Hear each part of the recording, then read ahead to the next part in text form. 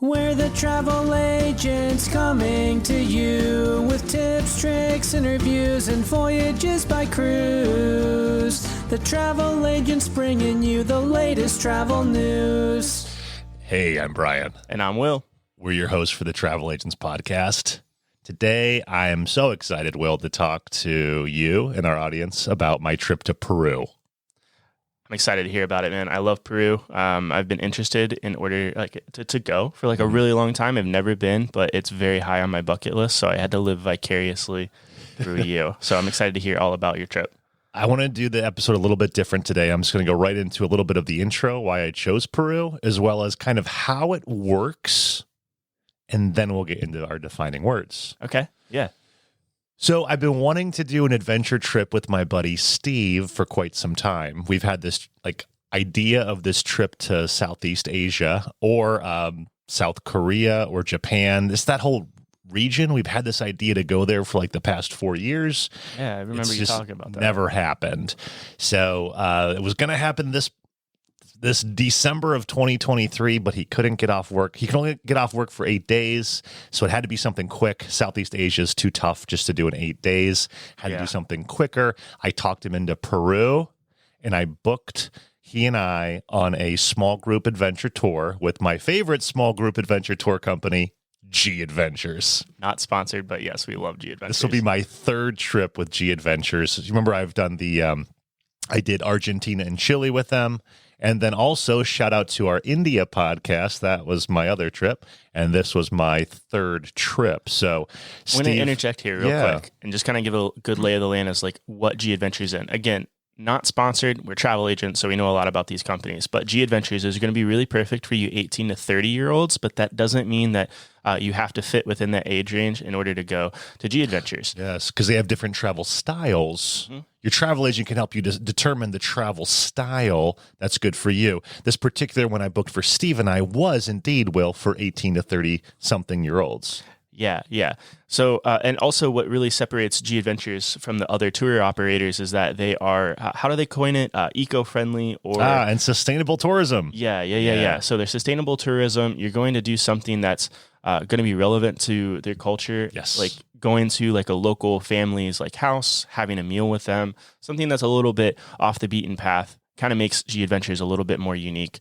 Not sponsored. We absolutely love G Adventures. Got to explain a little bit as to what it is exactly in case you're interested in something like that. And by the end of the trip, my buddy Steve had never heard of G Adventures, and he was sold with them to the point where he was on their website looking at other tours he could do with them during the tour we were on. That's how much he was into it. So they got good prices too. Yeah. It's just a cool company. Shout out to G Adventures. So Steve is also a good friend. He just gave me his credit card and trusted me. So that's always nice to have a friend like that. So that's why you have that new car. I'm ready. We both want Teslas, right? Okay, here's how it works. And there's a reason I'm explaining this, which I'll tell you at the end. So try to stick with me. I'm going to fly through this, okay? All right, let's do it. Here's how you do Peru, and specifically Machu Picchu. So if you came here for Machu Picchu, good. You're in the right place, okay? Okay, we're in Northeast Ohio, so we flew from Cleveland to Miami. That's 3 hours. And Miami to Lima, that's 4 to 4.5 hours. We get to Lima late at night. We take an Uber to our hotel. We sleep in a hotel for one night in Lima. Okay. The next day, we wake up super early, take an Uber back to the airport, and we do a 1.5-hour flight to Cusco. Cusco is going to be my highlight later, so keep that name in your head later. Cusco's going to be a big word on this podcast, okay? You get to Cusco, you stay there for 2 nights, really just to get used to the altitude. Another key word, hang on to that word, altitude. We're going to come back to it a lot. After you've been in Cusco for 2 nights, you take a bus 2 hours to this town called Ollantaytambo. Cute little safe city, no nightlife, very simple, lots of pizza. Okay. Can you spell it real quick? Ollantaytambo. O-L-A-N, Ollantay, T-A-Y, Tambo, T-A-M-B-O. Stay here just one night. That's all you need. The next day, the train leaves from Ollantaytambo Tambo and goes 1 hour and 40 minutes to Machu Picchu. Okay. This is a lovely train ride, right? One of the best trains in the entire world, right? Yeah, Even if you're riding backwards both ways like I did, it's still a gorgeous train ride. They serve drinks and chocolate. Those are all an extra charge, but it's cheap. Once you arrive into Machu Picchu town, which is actually called Aguas Caliente. Agua, you probably know that word. Hot water. Exactly. It means Aguas Caliente means hot water because there's lots of hot springs there, which I got to do. Very fun. Is it like a volcanic area? They didn't say anything. They would. I don't remember about volcanoes. Okay. Just lots of mountains. So Aguas Caliente, some people call it that. Some people call it Machu Picchu town. It's the same thing. They're synonymous. Okay. Spend 2 nights here in this town. Go to the hot springs.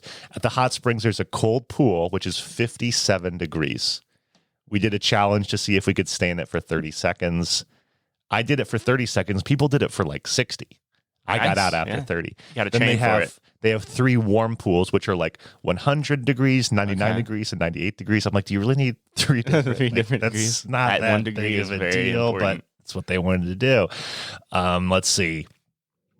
Oh, there's at this hot springs, by the way, just a couple quick notes. There's changing rooms, but bring your own towel, or you can rent a towel for 5 soles. 3.75 soles is $1 when I was there in December 2023. So really, everything's pretty cheap. And that's the Peruvian currency? Exactly. The Peruvian currency is called soles, S-O-L-E-S. Hot springs were 20 soles per person for foreigners, cheaper for locals. Machu Picchu town's only 6,700 feet elevation. That's 6,700 feet elevation. Okay. Just keep that in mind. More than a mile. Machu Picchu town, it's a cute town surrounded by mountains, little kids in their school uniforms going to school. Got lots of good restaurants, a bit of nightlife. The train comes often. It's loud. Nicest hotel here is about 3.5 stars. I'm almost done with my journey through just how this trip works. You wake up, you go to Machu Picchu. If you're not going on the Inca Trail hike, I'll talk about that later.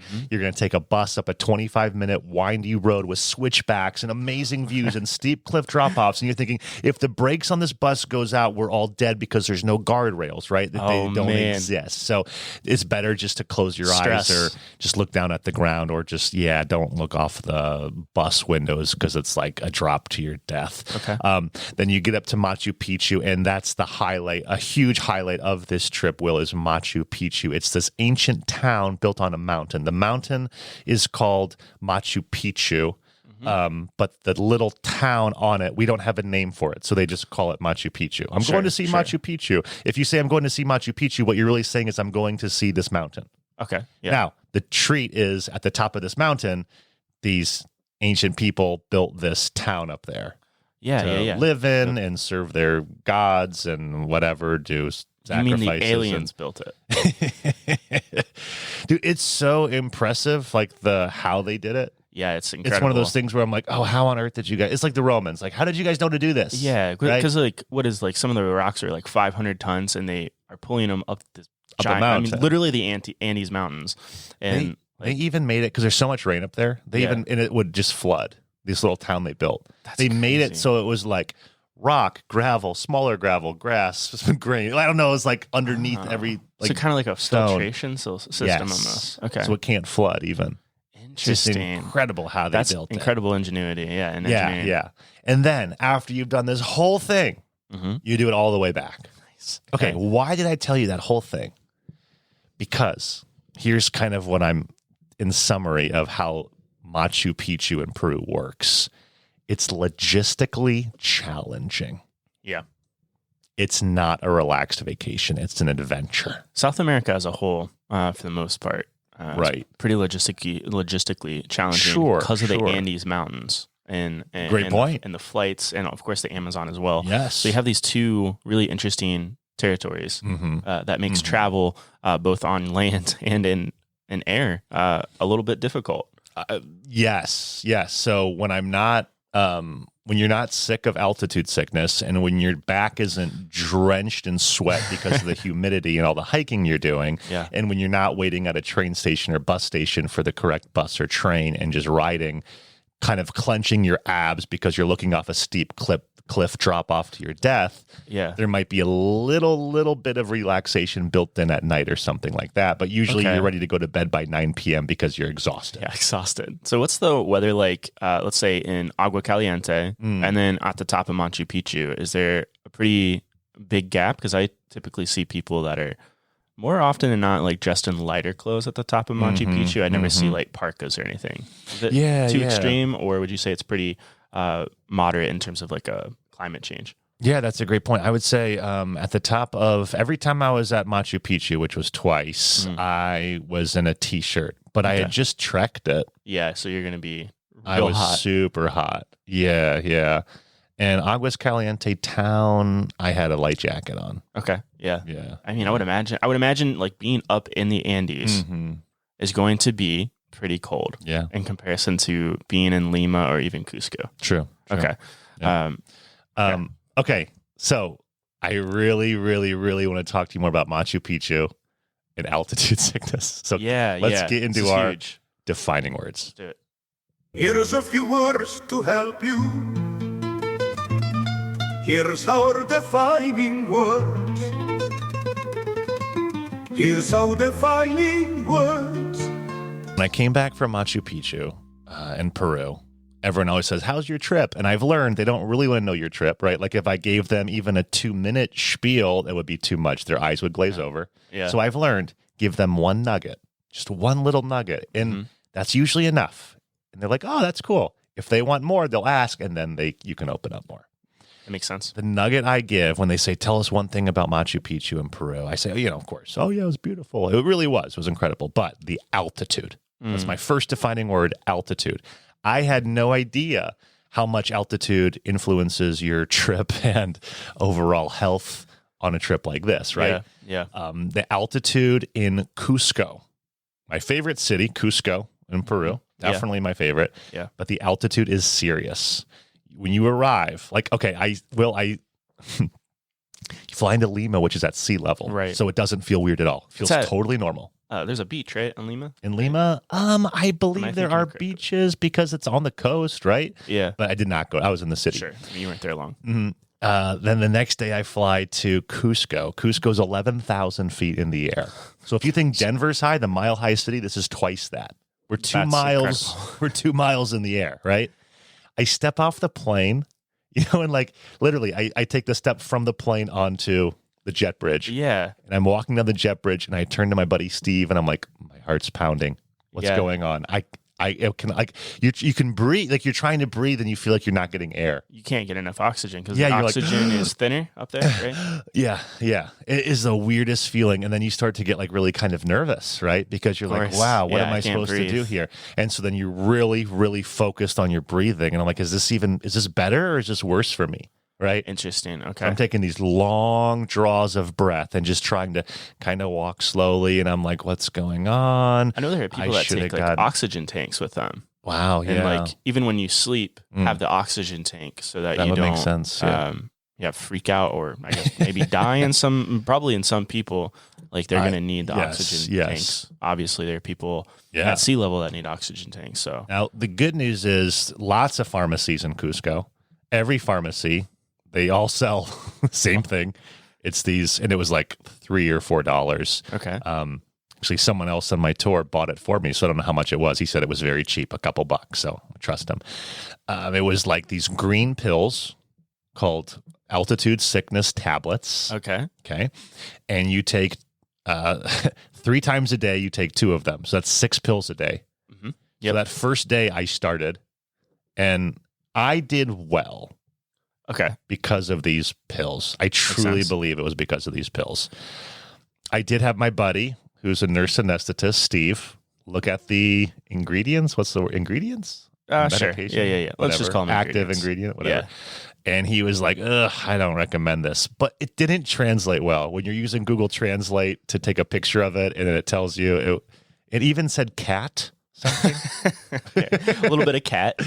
There was cat in it, I guess. No, cat something. I don't know. He said you should just take Tylenol. Interesting. Okay. Did you try I also took Dramamine. Okay. Dramamine helped a lot, with the sickness with aspect? And then- the nausea. okay. Because you get nausea, you get lightheaded, Yeah. and a lot of people vomit. Dramamine helped, but Dramamine just makes me super drowsy. Yes. So I'm out like a light when I have Dramamine. Yeah, so it was great at night, Sure. but during the day, that was a mistake. What about the more fun way to combat? So I've altitude heard sickness? there are people who take Viagra. That was not what I was thinking, but okay. Oh, I'll get please to the go one you're ahead. talking about in a minute. I have heard that when Viagra was originally created, it was made for like something like altitude sickness. And then there was a side effect, which people enjoyed more. And so now it's used for that. And you have no idea that when Viagra was originally created, it was created for altitude sickness because it relieves the pressure on your heart, I believe, or the opposite. I don't quite know what Viagra does internally, but I'll just say,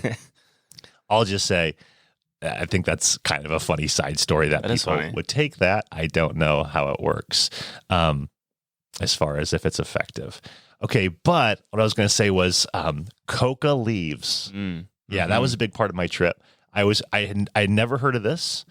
Coca leaves are these little, leaves, just gray leaves, look like they're from little, I don't know, like a bush or a tree. That's where and cocaine comes from. Add them to your tea. Yeah.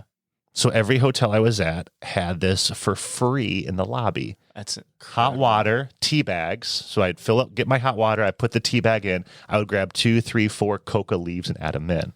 I would drink it. Can you And describe the taste? The coca leaves don't taste that great. They're kind of neutral. Okay. Really, you're just tasting the tea. Okay. And you're getting the coca leaves with it. But I thought it was good. Interesting. Maybe it was just good tea I was having. I never added sugar or cream. Okay. But I did learn that in these coca leaves contain a lot of caffeine and a little bit of cocaine. That's where cocaine comes from. Yeah. Grind those leaves into a paste and then whatever the rest of the So I had process never is. tried cocaine until this trip. And then I Hey, probably improvement. tried it dozens of times this trip. Now, because drink of a that, lot. the leaves are illegal in most countries in the world. Do right? not bring them back to the U.S. That's true. Yes. Did not even attempt that. Yeah.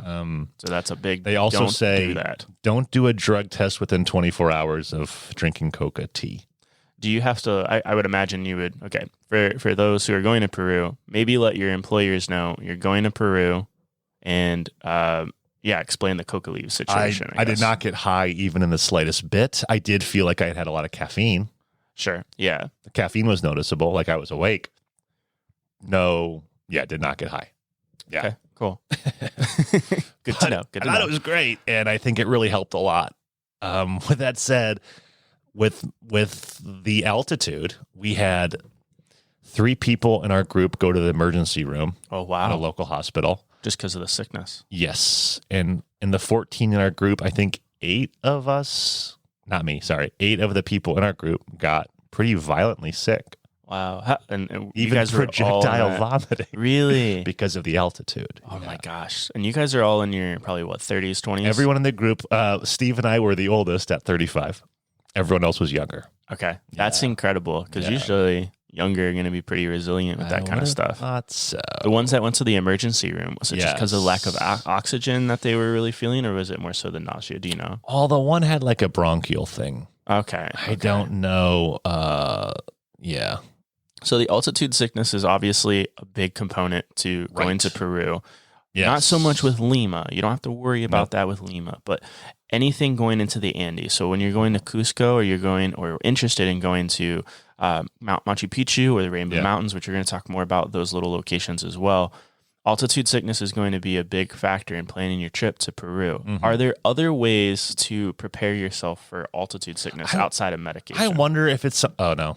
I don't know. I've heard that like some people they'll do Hold your breath. I know. Yeah, hold your breath. I've heard some people they'll land in Lima, then they'll do more days in Cusco. So they'll do like maybe like 6 to 8 days. That or would have something been like that. huge because Cusco is such a cool city, and I see why they give you a couple days there just to get used to it. Yeah. Yeah, because you really need to adjust. And did you notice Cusco's at 11,000 feet, but Machu Picchu, where you're hiking a mountain, is only at like 6,500 feet. That's really Or interesting. Machu Picchu town is. I'm not sure. Yeah, I guess Machu Picchu might be like at 8,000-ish. Don't quote me on that. But it was funny because we get to Machu Picchu, and actually it's easier on our hearts the altitude portion. Ah, in Cusco. Okay. Cusco's still a great city. And it's funny talking to locals in Cusco. We're like, hey, you were born here at 11,000 feet. What does this feel like to you? Like, it's totally normal. Totally normal. But if we go down to Lima or we go to the USA or go somewhere else at sea level, we do feel kind of like superhumans. I was going to say, we can probably run feel extra like freak far, athletes. can hold our breath longer.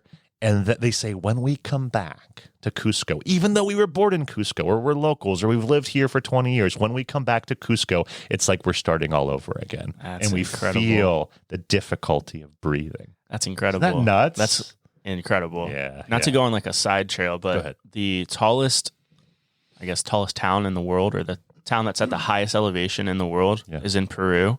I can't remember the name of it, but if you just type in tallest, city in the world or whatever, it's a tiny little village.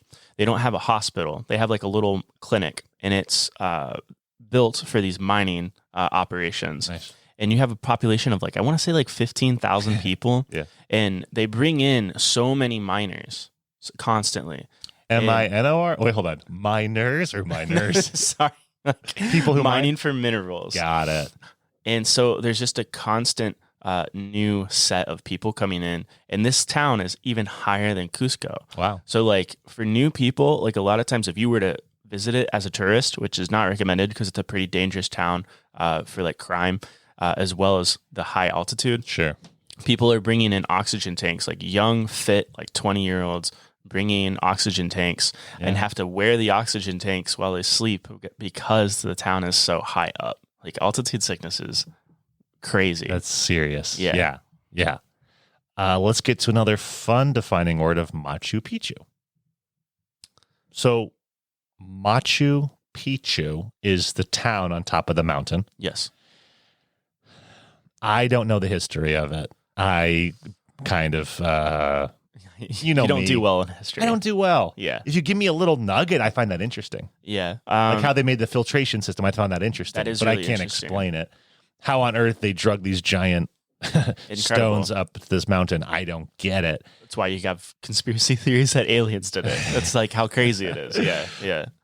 But it's unique. You need to see it, and I think I'm more interested in the trek to get up there because it's a mountain. Yeah. So there's a 4-day trek or a 1-day trek. I'll say that again: a 4-day trek. And on that 4-day trek, you're actually sleeping in tents along the trail to get up to Machu Picchu, or the 1-day trek, which is what I did. Yeah. And the 1-day trek is just the last 25% of the 4-day trek. Okay. We started at about 9 a.m. It was about a 7-hour trek. We got to Machu Picchu at 4, right? Okay. And you take stops along the way. It's a couple thousand feet of elevation change on that hike up.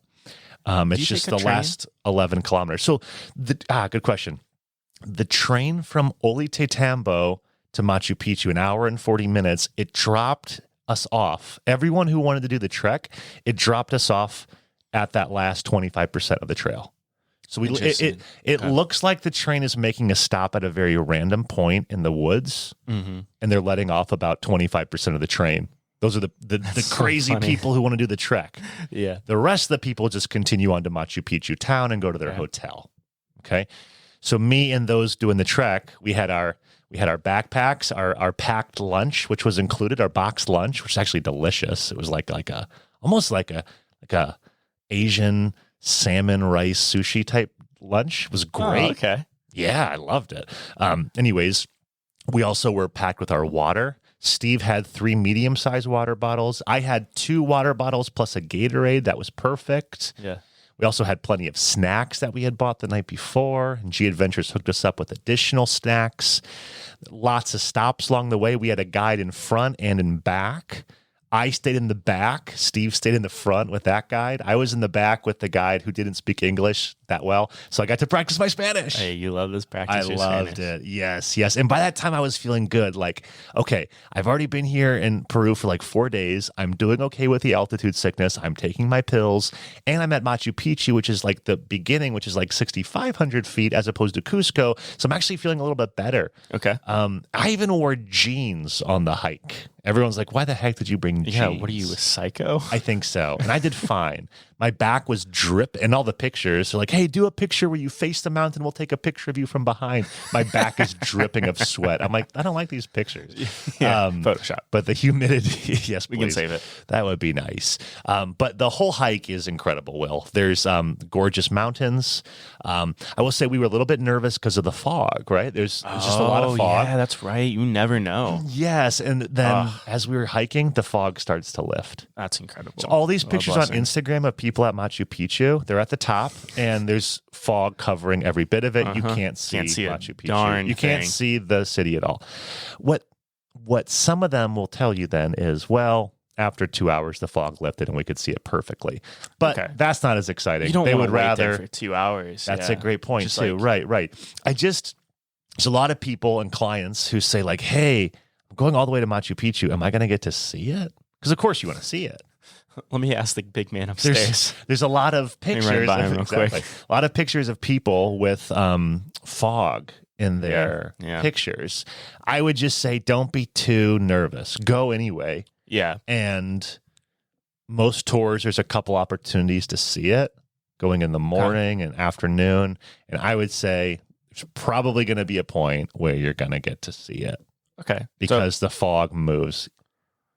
Incredible. I have two questions. Yeah. One, just to make sure, you felt a lot better during the hike. Like Yes. the altitude sickness wasn't too much of a Feeling factor good. on the hike. Yeah. So that didn't really play too much into the difficulty of the hike. Yes. Would you say that the hike was difficult, Yeah. moderate, or easy? Most of us had bright red faces halfway up it. Sure. And for the rest of it, dripping of sweat. You definitely needed to be in some physical shape for this. Yeah. So one. no, like, if you have disabilities or anything like that, it's not going to be pretty handicapped. Would not be good. Accessible. You have a mountain on your left side and a cliff drop off to your right, which would lead to your death. But Definitely. I never felt frightened. The trail was Yeah. wide enough that I was okay. Okay. It was funny seeing groups that we would pass who they were on the 4-day trek. Yeah. They were moving a little slower. Oh, yeah. I bet. They had like sometimes 10 or 20, would it be called Sherpas? Yeah. Helpers with them. Yeah. Those people, the locals, killing it. killing it. They were loaded up with tents and little ovens and food. And I mean, their another backs Tuesday. were, lots of stuff on their Incredible. backs. It was impressive. So can you go to the actual ancient, like I'll call it ancient city of Machu Picchu? Mhm. So how do you get from, so Machu Picchu is the mountainside, Correct. right? And that's where you get the viewpoint of the ancient city. Am I correct in that? The ancient city is on Machu Picchu, Okay. the mountain. Yeah. So you're right. There's different viewpoints to see that, Yeah. but you actually get to go on it and walk through it too. Incredible. Okay. And That's get very lots cool. and lots and lots of pictures. Way Very too many cool. pictures. So yeah, you can be intimate with this old ancient town there.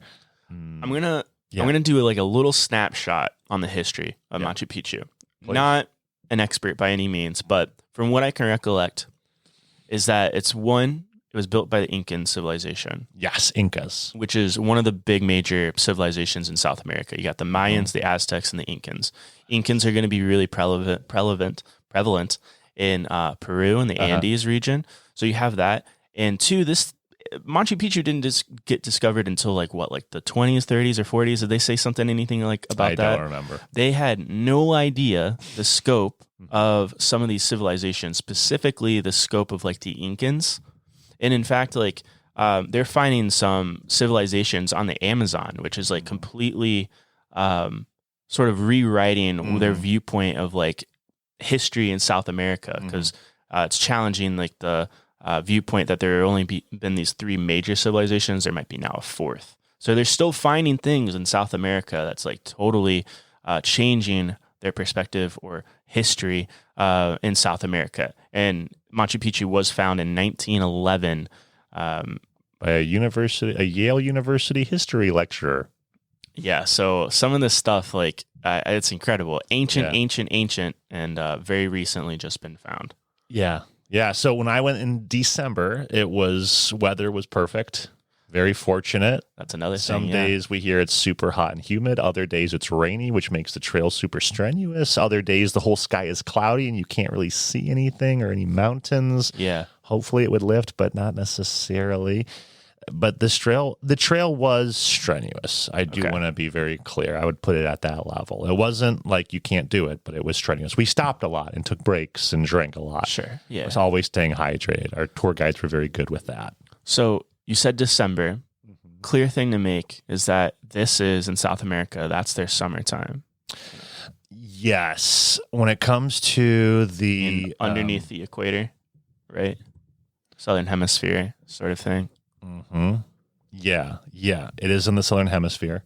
So their rainy season, I was told by my guide, the weather's good all year round. Sure. Because you're so close to the equator.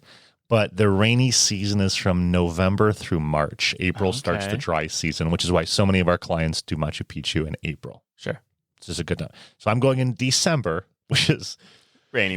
Right in the heart of the rainy season. We just got pretty fortunate with rain. Okay. Yes, there was rain. And one of the biggest things I was grateful for was I brought a rain jacket. Nice. People were jealous because they were like, I should have brought a rain jacket. Got to stay prepared. Yeah, absolutely.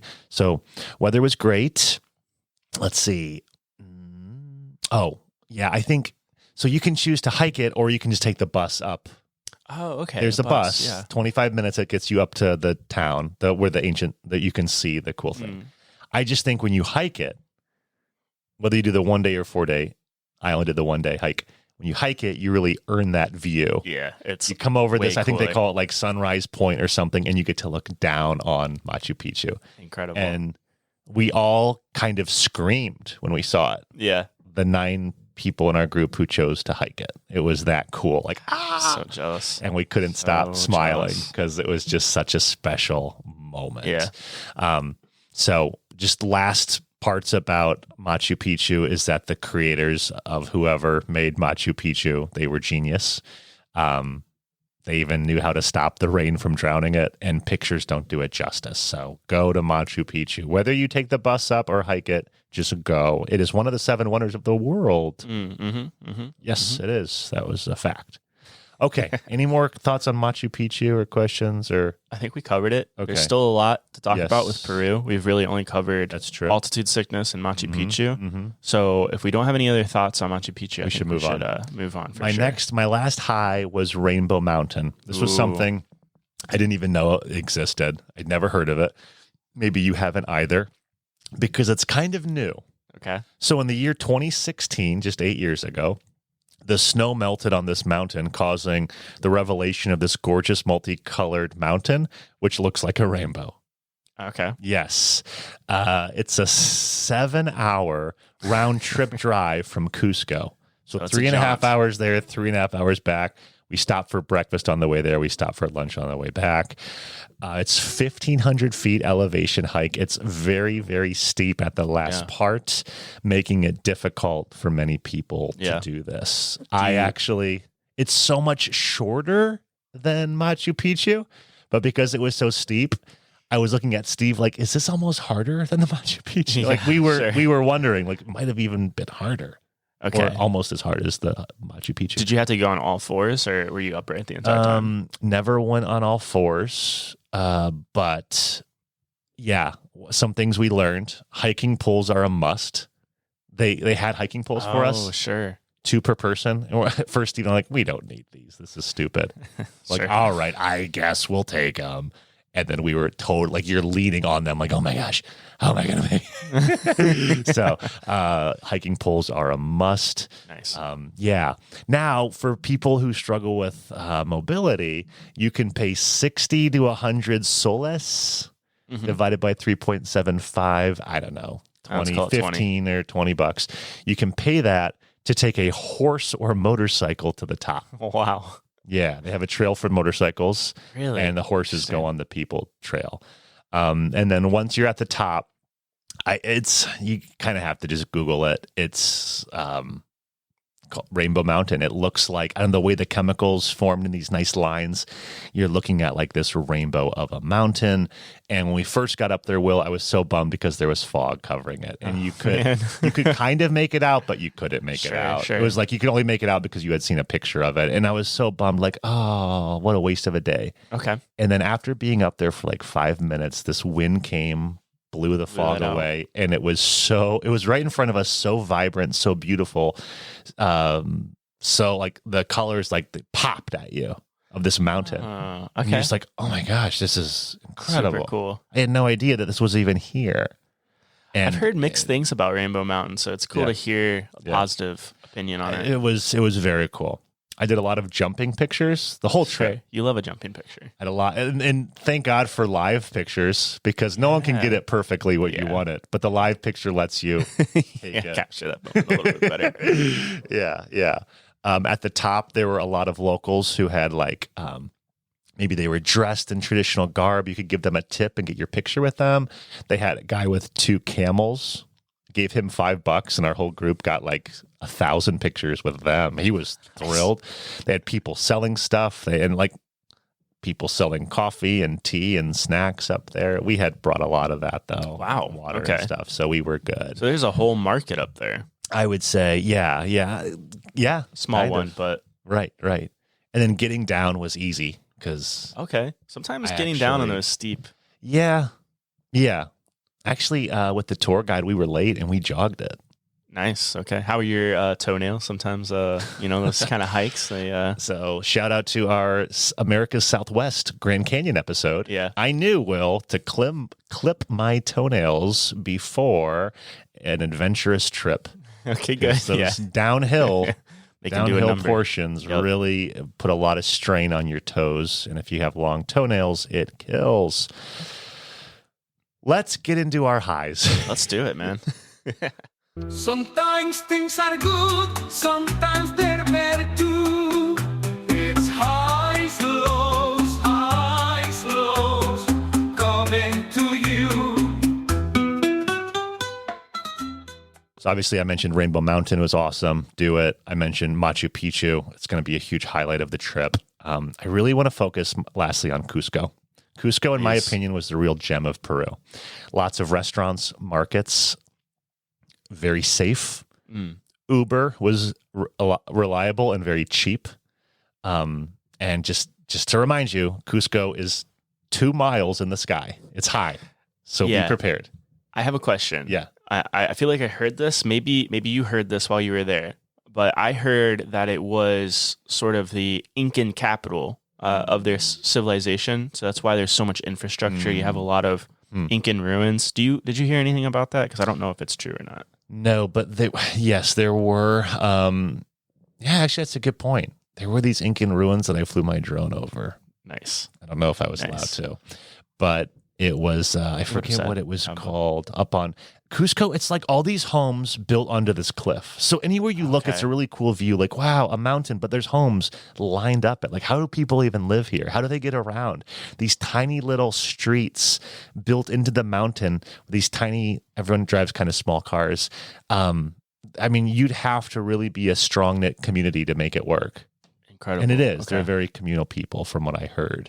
But Cusco, it's just, it's like, it feels like you're in an ancient town, but there's a lot of vibrancy to it. It's not like there's a Starbucks, but they don't let them use the big giant Starbucks sign. It's just got to be like written on the wall, Starbucks, and like a cool brown font. Yeah. And there's no like McDonald's or anything like that. Sure. I didn't see a McDonald's. So any name brand type of franchise has to fall within like the city code of like preserving that culture. True, but I just didn't see many like big brand, like American brands. So I think that's why I liked it. It kind of gave me that like Lucerne, Switzerland feel. Like I'm really in like an authentic You're in city. it. There's Yeah. not just like, okay, there's a Burger King, there's a Pizza Hut. No, Sure. Yeah. they might have been there, but I didn't see them. Okay. Yeah, Very yeah. cool. Very so, cool. spend time in Cusco. I wish I would have had more time there. And how many days were you there? I was there 2 days before Machu Picchu and then 1 day after Machu Picchu. Nice. I'm gonna go into my lows. So, this one didn't really affect me, but everyone in the group said breakfast was not spectacular. They said breakfast was too simple. Now, I'm not a breakfast eater. Sure. I want a cup of coffee and that's it. Yeah. You can get me to eat some eggs. Okay. If I feel like I'm going to have a big trip, maybe a little bit of yogurt and fruit. Yeah. Every hotel had like just that, a little bit of eggs, a little bit of yogurt, a little bit of fruit and coffee and tea. So I was great. Yeah. Other people in the group, there were complaints at breakfast. Like, oh, this is just such a disappointing breakfast. Interesting. Yeah. Okay. Yeah. So that's okay. Go ahead. Okay. Because I've heard that Peru, the food culture in Peru is like incredible. Yeah. Because a lot of things that we eat almost every day Mhm. kind of came from Peru. Like corn, for example, maize, Maize, came from Peru, got imported into the Americas, Sure. got ingrained into the American, our agricultural system. So like a lot of like really incredible foods have a history coming from Peru. Mhm. And so they have a really rich food culture. You bring up a good point. I think a bigger point that we could bring up is the fact that, like, when you do a trip, you did not see every bit of that. It's like if you're traveling and you meet someone from Norway Sure. and he's a jerk to you. Yeah. You could go home and say, "Oh my gosh, trust me, Norwegians are All jerks." Norwegians suck. Yeah. It's like, no, you met one guy on a trip who happened to be a jerk that day. It's not true that all Norwegians suck. Okay. It's just you had one perspective. I stayed at 6 different hotels, and they were more budget friendly because, it was a G Adventures trip, not known for their luxurious hotels. Yeah. If I had stayed at all 5-star hotels, they might have had the most amazing breakfasts, Sure. and that could have been one of my highs. Yeah, for So sure. I suppose a better low would be saying, hey, on this G Adventures tour I took, which had more basic but fine and safe and lovely accommodations, the breakfasts were simple. Okay, that's fair. Yeah, that's very fair. Plus, you have to come up with a low at some point. Yeah, you do. Yeah, All right, the next low for me was I think guinea pigs are gross.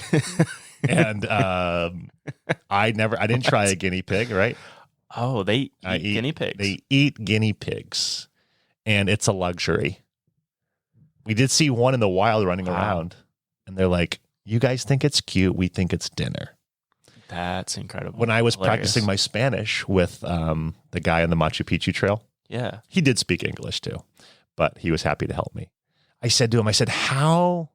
I said, is guinea pig like, is it one of those things you eat like maybe once a year or once in a lifetime? He said, oh, not for me in my culture. And I was like, what do you mean? Like how many guinea pigs how many times do you eat guinea pig per year? He'd say at least 100. Wow. So I can't say every Peruvian eats guinea pig 100 times a year. I can say that I met a Peruvian who said he eats guinea pig at least 100 times a year. But at a restaurant, they brought it out to us so we could all try it. And it was like fried. And it was in its shape, like laying prostrate on the thing. Okay. You can make out the head and the arms. And It's like a little tail. pig almost. Yes. Yeah.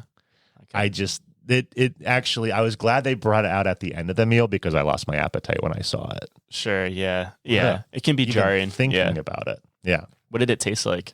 I didn't taste it. Okay. Steve tasted it. He said it tasted like just like a chicken or like just like a simple meat, not too It's much always flavor. chicken.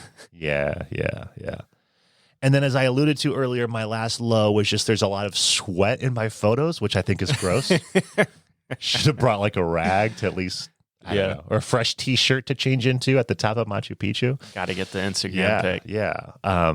But so if those are my only lows, you can tell it was a great trip. And Peru, hats off to you. Great country. But I'm ready to go into my tips. Okay, great. Tips from the travel agents. Some of these I did mention earlier, but number 1, coca leaves. I guess they say they're a little bit dangerous because they do make your heart pound and race because it's so much caffeine and cocaine. So don't bring them back to the USA. Don't do a drug test right after you drink coca leaves. Okay. But it helped me with altitude sickness because I didn't get violently sick. I never threw up. It's worth it. Almost everyone else on our trip threw up. And that's why people do cocaine. It's for the altitude sickness. In Cusco, stay near the main square and the San Pedro market. Well, the San Pedro market, it was like being back in China at the pearl markets in Beijing. It's like vendors for as long as your eye can see. It's like a maze. So fun. Yeah. And just, good price on T-shirts, pants, hats, souvenirs, gloves, dresses. You can get a local clothes that like the very authentic clothes. Sweaters. The big thing is alpaca made sweaters, right? Okay, Then that's the big thing. You say, is this real alpaca or is this mixed with something else, right? So I don't know. And they'd say, oh, it's real. That's like, is this genuine? Is it not? I did get an alpaca sweater. Nice. I only paid $20 for it. So I'm willing to think it's probably not pure alpaca. Sure. I don't know. But Is it like really soft or? it's very soft. It's warm. It was, I actually got it right before going up to Rainbow Mountain, and because it was cold up there that day. So I think it really did kind of save me. So there you go. Let's see. Cusco, surrounded by beautiful mountains. So just have a good camera ready. I had my GoPro, drone, and iPhone 11. Steve had an iPhone 14 or 15, so that was nice. We got good pictures is what I'm getting at. Yeah. You would love it. A lot of picture opportunities. Everything's very picturesque. All those homes on the mountainside, very picturesque. Like I mentioned, rainy season is November through March. April starts the dry season. The money is called the soles, though most places took US dollars.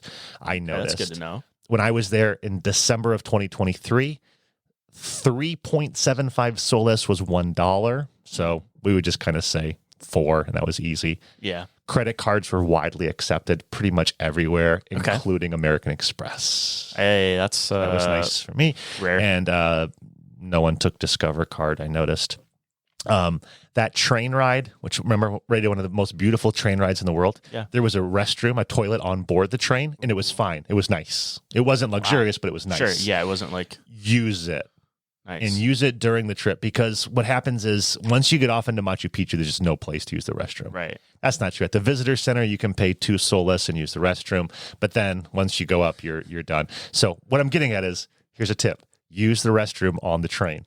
And don't wait till you're right about to get off, because then there's a lineup of 20 people trying to use it at the last second, and then that's ridiculous. So use it not, halfway through, 3/4 of the way through. Use that restroom on the train. Next, it would be nice to know Spanish, because not that many people spoke great English. Sometimes they spoke 0 English.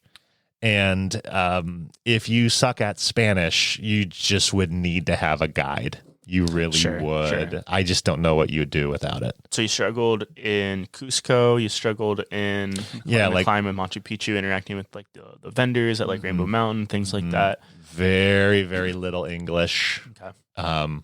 But I'm big into, Steve and I were big into practicing our Spanish. Yeah. We had been, I've been practicing for quite a while. Yeah, you Steve have. was getting refreshed on Duolingo, multiple lessons a day. So we were both excited to practice. Yeah. Other people in our group would ask us, Steve and I, to ask someone a question. So that felt I was kind of honored. That feels good. Yeah. It felt good. But obviously having a guide who was fluent in both our guide was awesome. Yeah. Okay. Have someone who's good with cameras take your pictures at Machu Picchu. When you get to the top of Machu Picchu, so Machu Picchu is a language called Quechua, which is the local native, tongue, and which really only some people speak it. Very few people speak it now. But in Quechua, Machu Picchu translates to Old Mountain. That's all it means. So when you say, I'm going to go see Machu Picchu, what you're saying is I'm going to see Old Mountain. Now, at the top of Old Mountain, there's this gorgeous little city civilization they built. They don't have a name for it. So it's called Machu Picchu. Yeah. But really, Machu Picchu means Old Mountain. And then right behind Machu Picchu is a little bit of a taller one called Huaynu Picchu. That means New Mountain. So on your pictures there's this one famous platform that you get to take your pictures from. And it's if you hike Machu Picchu, only if you hike it. Those people who did a hike get a special benefit. They get to go to the best viewing platform. Everyone else has to be behind them with their pictures. So you get to do the best viewing platform and get your pictures if you hike it. So because Steve and I hiked it, we got to go to the special viewing platform and get the best pictures of Machu Picchu. With that said, how you want to do it is you want to get the person in the picture. You want to get the ancient town, right, with all the stones in the picture. Right. And then you want to get gorgeous Huaynu Picchu, the tall mountain, also in it behind you, right? Of course. So you want to get all 3 things perfectly in the picture. Gotta line it up. Exactly. You need someone who kind of knows what they're doing to line it up. It's not that difficult, but as we would see, and I did have some harsh words with Steven. I didn't like the way he took like, you're getting 200 pictures of each other. Right. Yeah. Yeah. In every pose possible because you've just made it to Machu Picchu. How are you not going to get a lot of pictures? Yeah, of course. But he was a good sport. He took my criticism in stride, and then he would the next day we went back and he took a lot more pictures that I liked more. So we were good. Cool. We were good. Okay. Will, I have from my Galapagos trip, I have a new sun shirt. It's a long sleeve, lightweight shirt that keeps the sun off my skin because I love the sun. I can only do it for like 10 to 20 minutes. I do a lot of sunscreen. I need to keep the sun off of me. I'm a huge fan of the sun shirt, especially being that close to the equator, that high up, close to the sun. Yeah. I would have been fried. So big fan of getting a sun shirt. I paid probably a lot for it in Galapagos, like $50. But I know like on Amazon or Target or Walmart, you can probably get them for like $5 or $10. Yeah. These nice lightweight long sleeve shirts that are kind of water resistant. I don't know. They had that nice feeling that is nice. Okay. Also, we did a horseback riding excursion in Cusco. That was pretty good.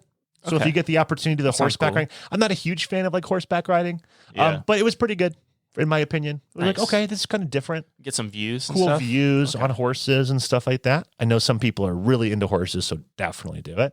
And then I brought a lot of $1 bills for tips, like $1 US bills for tips, and those were greatly appreciated by many people. So when it came to like Lima's the capital of Peru, which you fly into, and I only spent one night there. So I really can't speak to Lima. I did talk to a lot of people who spent a lot of time in Lima, and it's a huge city. I flew my drone up for a minute, and I could not believe the amount of like skyscrapers and high rises. Yeah, it's huge. It was huge. You will hear from many people like there's many dangerous neighborhoods in Lima. There's many dangerous neighborhoods, but there's like 5 really safe neighborhoods. Okay. Go figure. In those 5 safe neighborhoods, you find the Marriott, the Hilton, the Sheraton, the Ritz-Carlton Hotel, they know where the nice neighborhoods are. That's where they're going to build their hotels.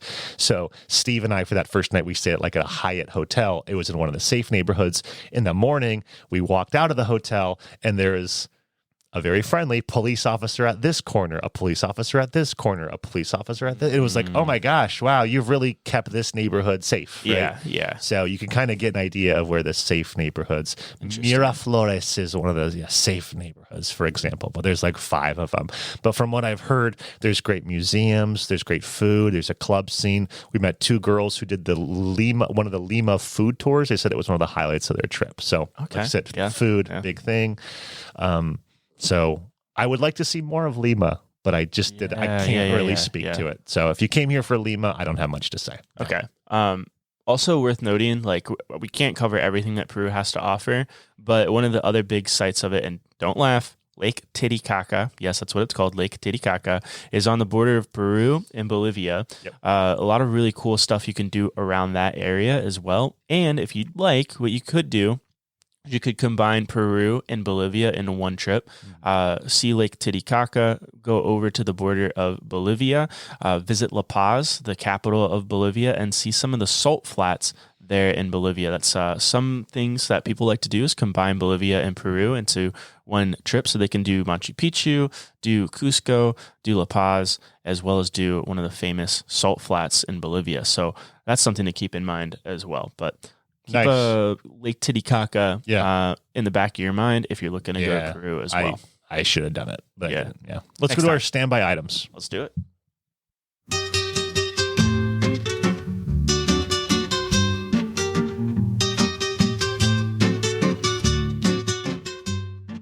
Will, hate to put you on the spot, but soccer in Peru, do you know anything about it? Is there a team? Is there a league? Any thoughts? Yeah, they definitely have a league. It's not one of the more famous leagues. Okay. It's usually just Argentina and Brazil and South America. But they have a decent international team. Nice. More so like if you go and play the Peruvian international team, in Peru, you're going to get rocked because of the high altitude advantage that they have. But yeah, they usually do pretty well in tournaments. It's like going to play the Denver Broncos in Denver. Or something, right? Yeah. That's interesting. Yeah. But I mean, I would say the majority of people we saw playing sports, it was soccer. Yeah. You ask someone, do you play any sports? The answer is soccer. Yep. It was 10 out of 10. Everyone said soccer. So, So my standby items. Bring sunscreen. I used quite a bit of it. Everyone in our group, even the tan people, I saw putting on sunscreen because you're just getting a lot of sun. Close to the equator. Yeah. Let's see. Just a friendly reminder. You get into Lima, you do that 1.5 hour flight. You feel perfectly fine in Lima. You do a 1.5 hour flight to Cusco, and you're going to step off that plane and just be prepared. Your heart's going to be racing a little bit. Wow. Yeah. You're going to take some, you're going to be sucking for air. So be ready. Altitude sickness is going to be important. Okay. Now, there's a new airport being built in 2025. We actually got to see it. Not like we saw the runway is what I mean. Sure. Which is closer to Machu Picchu instead of Lima. Oh. So the idea is the government's like, we can't have just everyone flying into Lima. It's too many people. Sure. How people want to come and just see Machu Picchu. How do we divert them? Yeah. So they said they're going to be, there's going to be an airport that's going to get you closer to Machu Picchu. Problem is you're gonna arrive and immediately hit that high altitude. Yeah. Which might be good or bad. I don't really know. Sure. We'll see. Sure. But oxygen bars are going to be a big hit there. exactly. Yeah. Oh, speaking of that, I have heard, but did not experience, that some luxury hotels in Cusco and Machu Picchu pump oxygen into the rooms. I bet. Like if you get like a 5-star hotel, it's actually, shoving fresh oxygen in. That's pretty so cool. that way, That's worth because the it. big thing was, because so Steve, who's in the medical field, he's like, Brian, we'll probably do fine with the altitude, but have you ever slept in altitude? Because he goes to like Vail and I don't know, Colorado and stuff a lot. He's like, you'll get night sweats. You'll be restless. You won't be able to sleep. I think the Dramamine really helped me. I slept really well. Yeah. And he did too. I think we were also just exhausted after so much hiking. Yeah, that'd be an exhausting trip. I can see that how people would struggle sleeping due to that. Yeah, the oxygen. But man, it's crazy how much oxygen would affect. Yeah. I mean, you're going to be extra exhausted without all the physical things going on just because of the lack of oxygen. If you're not getting as much oxygen. Well, towards the end of the trip, I would be in Cusco. Like, I feel perfectly normal. I feel 100% normal. Nothing weird at all. Yeah. And then like in the accommodations we were at, I walked up one flight of steps. It's like 14 steps, just like my parents' house I grew up in. No big deal. I get to the top and I'm like keeled over like, okay, hold on. Oh man. Okay, let me just breathe. Okay, I'm good, That's crazy. I need like 3 to 5 seconds just to like recover just from walking up a flight of steps. Did you go for a run once you came back to the States? No, but I also have recently learned Wim Hof breathing technique. Oh, heck yeah, man. So the other night after the Peru trip, I was in my bed and I was doing the Wim Hof breathing for like 2 minutes straight. And then I did the deep hold. Sure. And I hit my iPhone like stopwatch. Yeah. I hit start once I did the deep hold and I just closed my eyes. Then I started to slowly get more and more uncomfortable because you're holding your breath, right? Yeah. And then to the point where you feel like your body's going to burst open if you don't breathe. So I went, and I breathed, and I looked at my stopwatch, and it was at 2:01. Ooh, you're getting out there, man. We'll see. That's sweet. We'll see. Yeah. I have a buddy whose friend just did it for 3.5 minutes doing Wim Hof, so I have some catching up to do. But I wonder if coming back from Peru, Yeah, if it would. if that helped me be able to do it. Surely, yeah. Probably. Yeah.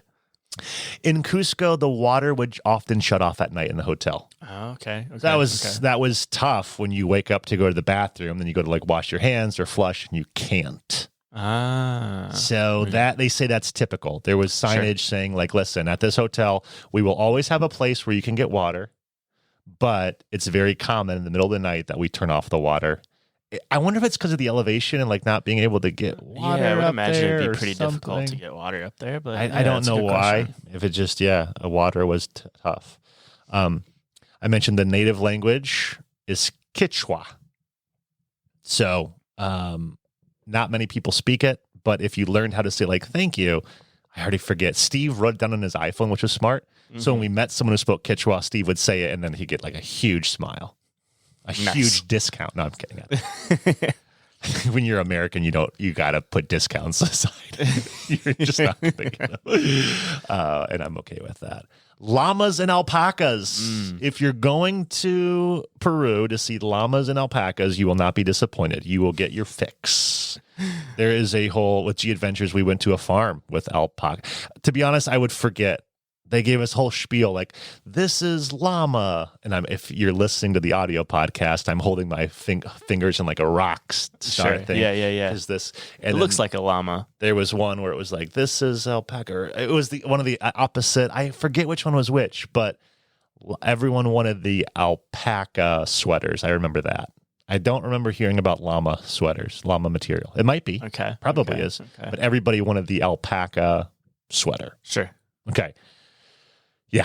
If you can figure out the difference. Oh, one had a scrunched face. The other one had more of a pretty face. I remember that too. Yeah. Interesting. Okay. Yeah. Don't be super worried about fog in your pictures of Machu Picchu because the fog often will lift. Okay. So yes, you might get screwed over and you don't get to see Machu Picchu, the town. That would be awful. The ancient civilization, the seven wonders of the world. But I think if you wait long enough, it'll change.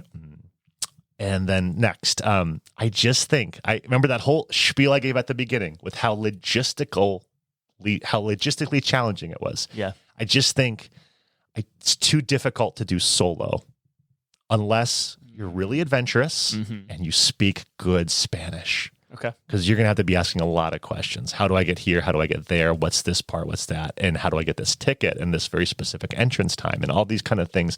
So if you don't speak Spanish, maybe you're not like a skilled traveler. I'm sorry, but you got to go with the group. Sure. Just that makes perfect sense. You'll spend the whole time scratching your head trying to figure out the next day and where you're supposed to get. So yes, get in a group. In our small group of 14 people with G Adventures, G Adventures caps their trips, most of them at 16 people, which I love. Okay. For the majority of their travel styles. I think that's a great group size. You're going to meet friends. Quick side note, download WhatsApp. WhatsApp is the moment you leave if you're in the United States, not many people use WhatsApp, but the moment you leave the United States, the rest of the world uses WhatsApp. So have your WhatsApp account ready and set beforehand because when you're in Wi-Fi or if you're using data, you can, message people and it just works. Yeah, perfectly. It's so nice. WhatsApp is really nice. It works because the moment we get there, our tour guide's like, okay, I've just added all 14 of you to our WhatsApp group. I'm going to be constantly sending you updates. Hey, guys, tomorrow morning, meet at 7 a.m. Have your bags out. Breakfast is here. We have a change of plans. All those things so easily communicated through WhatsApp. Yeah, it's really nice. If 4 people in the group were at a pizza restaurant, 2 people were taking a nap, 3 other people were off doing a trail, and that tour guide sent us a message, we all got it, and it was just so nice. So WhatsApp and, small group of 14 people. Like I said, a lot of people became sick and even 3 people went to the emergency room. Mostly it was, I believe it was due to the altitude sickness. Yeah, that makes sense. So be prepared. Talk to your doctor about what you should do. Get your Viagra in advance for altitude sickness.